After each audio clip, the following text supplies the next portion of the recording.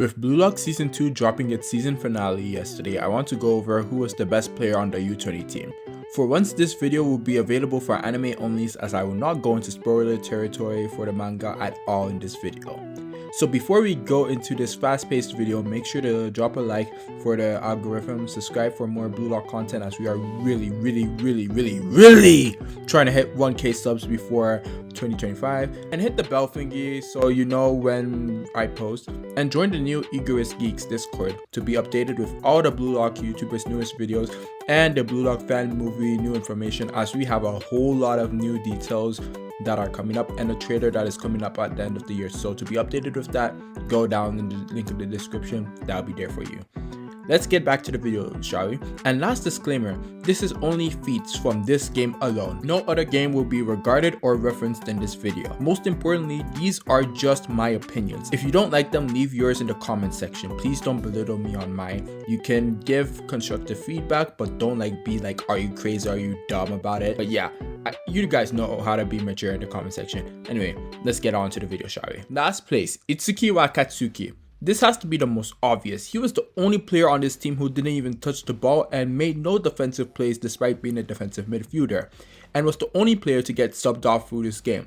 So that alone already signified he was the weakest member of the players who touched the pitch. 11th place, Hao Hayate. He only had the ball once, which he immediately passed away for a counter. The only other thing he did in this game was, I guess, keeping Karasu away from Shido in the corner kick in chapter 143, and played a full 90 minutes unlike Wakatsuki. 10th place, Gen Fukaku. While everyone may call him a worse goalkeeper than Bluelock Man with the worst character design in the franchise, he actually has feats unlike the previous two under him, which is saving Rin's shot in chapter 117, and even though Rin used his weak foot being his left foot, Gen still saved the shot. He was also in a position to save Otoya's shot, but Neo got in the way, so Gen didn't need to do anything. I feel like 10th is really good for him. 9th place, Neotepe, the Pikachu built character with Gao's hairstyle. Boy, this is gonna offend some people, placing him this low. Yep, for sure. But sadly, he is the worst performer of the Iron Wall Quartet in this match. So let's get to his feats in this game. He was able to keep up with Yukimiya with his lightning speed defensive reflexes. He dispossessed Yukimiya in chapter 114 and then kinda got wrecked by Nagi, Yukimiya, and most notably Rin.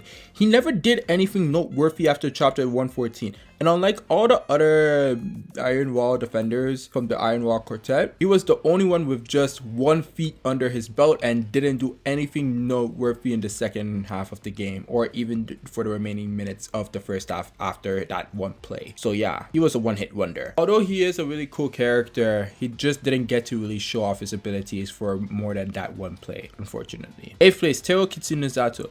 This Pokemon character has only 2 noteworthy plays just like Gen, but I will explain why he places higher than him and Nero and everyone below him after I explain his impact on the pitch. He first of all sends a pass to Sai, who can attempt to assist Sendo, but this shows that he would much rather use the star up, and then later he catches Sai's pass with his chest and quickly gets the ball to Cho, avoiding getting dispossessed by the Isagi and Bachira duo, once again showing that he would much rather rely on someone else than get dispossessed. His last notable feat was in chapter 142, where he used his swiftness to fake out Ryu with a beautiful heel flick and take a shot which was deflected by Rayo. What makes him 8th was his ability to still be of use late in the game, and Gen did not do anything noteworthy, and all the other people below Kitsunezato on this list. But the rest of them, I just feel like they had a higher impact, and even off screen they probably would have been able to be doing well. Kitsunezato is an attacker, so all his feats had to have been shown on screen. It's not like a defender where they could be locking up the Bluelock attacker and that would be shown off screen. So yeah, I feel like 8th place is good for him. 7th place, Kazuma Neo, another member of the Iron Wall Quartet. He did just a bit more than Kitsunezato by putting pressure on Nagi, allowing for Aiku to come in and start the counter attack that led to their first goal. Similar to Nero keeping watch on Yukimiya for most of the game, he did so with Nagi. But he also did come to help Nero try and stop Yukimiya in chapter 133, which is why I put him over Nero, since Nero messed up and Neo had to abandon his priorities to help him. And I put him over Kitsunezato because he abandoned his priorities of marking Nagi yet again to stop Otoya's shot, even though he didn't have to, since Gen was in a perfect position to save it. This really shows his compassion to put his body on the line for Japan in every play, especially after what Rin did to him. At the end, what a noble sacrifice, soldier. I feel like Neo got the worst beating for Rin, so I feel like he needs to get something after taking that beating, so 7th place is really good for him. I almost put him at 8th, but a soldier got to get their place, you know.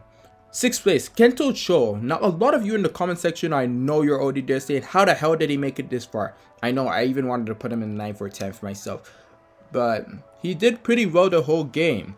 Just like Kitsune Zato, he did not get dispossessed once in this game, and chopped Sai's super long distance passes twice, which is not an easy feat for most players in football. Just try passing like a super long pass perfectly. Not perfectly, but able to like do it and keep the ball to yourself in a position where you can make a comfortable play. It's not easy. But yeah, the first pass he received was from 55 yards. He perfectly embodied the don't mess around so you don't find out mentality by not taking Ryo on a 1v1, passing it straight to Kitsune Zato. And in chapter 121, he placed himself in a good spot to receive the ball from Kitsune Zato, and then went on to get a shot on target that was limited due to Nico's tackle. And even Gagama commented that Nico made it easier for him to save the shot. Keep in mind, Sendo had a closer range shot than Cho and still missed with no complaints from Gagama. This means if you put Cho in Sendo's position, he most likely would have scored. But you could also say he had a better shot course than Sendo due to being fired up after they lost the lead, before they weren't even trying as well. And even Sai said in chapter 121 that they were finally fired up, which makes sense as they were facing a bunch of unknowns. Why would they take them seriously in the first place? Alright, enough yapping. The last feat he has for being 6th place is due to catching another super pass from Sai and sending a no-nonsense pass to Kitsune Zato in chapter 142, which almost got this deal done, but Rail came in clutch. Let's get into the top 5, shall we? 5th place, Miroku Darai. He was a pain in the neck for Otoya for 53 minutes until Hiyori subbed in and put Otoya in the right back position. Darai is one of the 2 members of the Iron Wall Quartet to adapt this late in the game, as when he got placed against Barou, he got caught off guard the first time, but he quickly adapted to how Barou works and stopped him from tracking Isagi. It may not seem like a big feat, but making Barou have to rework his strategy is something probably half the U-20 players didn't do. Like half the U-20 players, after they showed their main abilities, they kind of just like didn't do anything after, especially with Shido stealing the spotlight. So if any of the U-20 players were able to still do something worth of relevance in the second half after Shido made it his town, yeah, that was also gonna put you high in the rankings for me. Kind of the main reason why I put the Rai this high, because he made Otoya useless. Unlike the other U-20 defenders who were like kind of doing their thing, IQ obviously was just handling business, but Darai was the second best when it came to handling business, as Otoya was damn near useless the whole game, bro. Darai was just really a pain in the neck for him. And unlike Yukimiya, who adapted to Neru, Otoya never once adapted to him, except for 1 second where Darai was focusing on Yukimiya's shot, so Otoya slipped by for a split second. That was the only chance Otoya had, but Darai was still on him, unlike Neru, who was already behind him. So even when caught off guard, Darai was still putting pressure on the boy. And even though Bao caught him off guard too, Bro was still having his hand on him. It's just not his fault that Bao is so strong. So yeah, enough yapping. Let's get to 4th place, shall we? 4th place, Shuto Sendo. Japan's former ace had a rough start to this game, getting his first shot blocked against Gagamo and getting dispossessed against Nico. Although he was able to trap Sai's super pass beforehand. Thanks to Sai, he got to recover immediately, providing Shido backup in a similar fashion to Isagi X Red Link Up. He also had a massive save, stopping Bachua from scoring in chapter 141. And slipped through Hiyori in chapter 142 and tried to score but was stopped by Nagi and Bao. In the corner kick, he was in front of Hiyori in chapter 143, which means he was in a perfect position to score, but things just didn't go his way as the ball didn't get to him. Lastly, my biggest reason for putting him is low-key bias, but because of his role as an ace, it motivates everyone to support him, especially in chapter 142 when the team got fired up through Sendo's save. I know it was also thanks to Bluelock, but most of the guys threatened to not even play in the first place if Sendo didn't even start. So it gives implications that if he didn't start, they wouldn't even try at all. And Sendo firing up everyone just shows a massive impact. Sometimes, just like Isagi, it's not the on-the-ball movements that only matter, but the off-the-ball movements and the mental impacts you put in your teams. Just showing that leadership role to impact your team's performances as well. really goes a long way. So I feel like 4th place is really good for him. 3rd place, Ryusei Shido. In only 45 minutes, he put in more work than the other 9 members of the U-20 team. 2 goals in 5 minutes. His first play was blitzing through everyone, ally and foe, showcasing that he was taking this like a 1v21 challenge to the extreme. Then he bypasses Chigri to almost get his first goal, but is fouled by Nico, and making Nico hurt his foot in the process. He scores an insane dragon drive, which if that wasn't insane enough, he went even bigger with his big bang drive from way outside the penalty box to score a no-look bicycle goal. This guy is simply insane. He outwitted Rail to try and score a hat-trick in chapter 135, but Gokamaru saved the day. He also did it again in chapter 142, but Isagi came in clutch to stop him. The last notable thing he did was stopping Rin from scoring, his presence being just enough to give IQ a 50% chance of stopping him. Keep in mind, it was 0 before that, so Shido gave U-20 a fighting chance. Even though Bluelock still won, Rin would have scored that goal if it wasn't for Shido, so Shido kinda ruined Rin's momentum and gave them a fighting chance. He did a lot of work in 45 minutes, I'm sure his reward will be of high value, right Sai? 2nd place, IQ Olivier. Now I know all of you are going crazy in the comment section again about me putting IQ over Shido, but hear me out.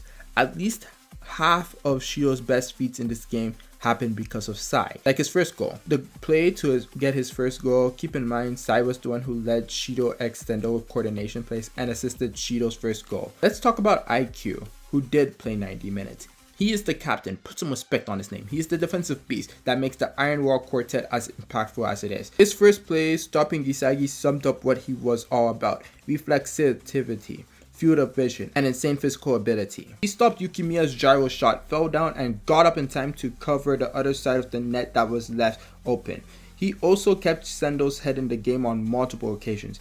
IQ was the first person to catch up on the Isagi X-Rin link-up. And keep in mind, if IQ didn't motivate Sendo the way he did multiple times, Sendo might not have been able to rise up to the occasion as big as he did when saving Bachira's shot, which means they would have lost way sooner. He was able to also keep up with Ren even though he scored. In the second half, he put a collar on Isagi in the Bluelock 11's first offensive play, showing that he was still standing on business. In chapter 133, he achieved flow to stop Yukimiya's gyro shot for the second time in this game. He immediately followed that up by getting up and wanting to header the ball away from Nagi. He was the first person to utilize the ocular ability that is manga spoilers for anime only, so I won't touch upon this. Then he completely stopped Rin to send the ball to Sai. IQ really dominated the second half. He also stopped Rin from scoring the equalizing goal in the game. IQ really carried the team's defense on his back on multiple occasions. It was close between him and Shido, but I believe I made the right choice. First place, the new Gen 11, Japan's national treasure. The reason this match was even allowed to be happening in the first place. Sold so many tickets just with that booty and those freaking massive abs. He's the greatest midfielder in Japan, Asia, know the whole damn world. Say his name, Saeitoshi. Yup, was there any ever doubt? I low-key could just end the video here, but my instincts are telling me to glaze my goat right now. So let's get to business. He stood on business with an immediate pass to Cho and after a perfect loop pass to Sendo. And when he missed, Sai did a line drive shot to score the team's first goal. He cooked Rin, giving him deja vu from the last time they met. He saw through Karasu's plan and stopped him from scoring. He broke through Bachira and Isagi in a move I don't even know how to name, but bro was looking like a ballerina in the anime, oh my days. Sai was really good in the first half, but he took it to a whole new world in the second half, where he sent a pass to Shido, having Sendo beat what Isagi was to Rin, a shadow in Shido's rear to confuse the defenders, and it worked perfectly as Nico was forced to foul Shido, and thanks to his no interval pass making it insanely fast, Nico had to actually get a yellow card through this. Sai then perfectly placed the ball above Chigri's head, just being 0.2 centimeters away from Chigri, and perfect enough for Shido to be in a comfortable position to score the dragon drive. Keep in mind, before this match he was considered untamable as the Blue Lockers couldn't form a chemical reaction with him at all, but Sai did a reflex X reflex with Shido immediately. Off of a goal kick, Sai immediately receives the ball and sends it to Shido, but Gagamaru saves it. Fortunately, this allows Shido to go into flow and unleashes Big Bang Drive. So let's sum up two big things.